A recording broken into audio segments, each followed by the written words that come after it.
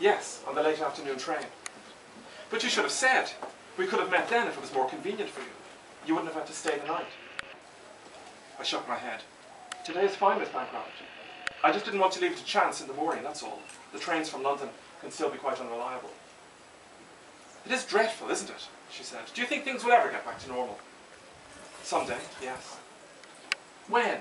I grow fearfully impatient, Mr. Sadler. Not this century, anyway, I replied. Perhaps the next. Well, that's no good. We'll all be dead by then, won't we? Is it too much to ask for decent transportation during one's lifetime?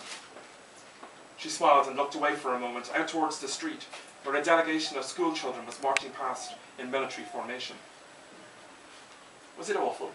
She said eventually, and I looked up, surprised that she should ask such a loaded question so soon. The train journey, she said quickly. Did you get a seat? I didn't mind it, I replied. I met someone I vaguely knew on board. Well, that's something, I suppose. Do you read, Mr. Sadler? Do I read? Yes, do you read? I hesitated, wondering for a moment whether she meant, could I read? Well, yes, I said cautiously. Yes, of course I read. I can't bear to be on a train without a book, she announced. It's a form of self-defense in a way. I'm not very good at talking to strangers, that's the truth of it. Oh, don't look so worried. I shall try my best with you. But it seems to me that every time I'm in a railway carriage, there's some lonely old bachelor sitting next to me who wants to compliment me on my dress, or my hair, or my good taste in hats. And I find that type of thing rather frustrating and not a little patronising. You're not going to pay me any compliments, are you, Mr. Sadler?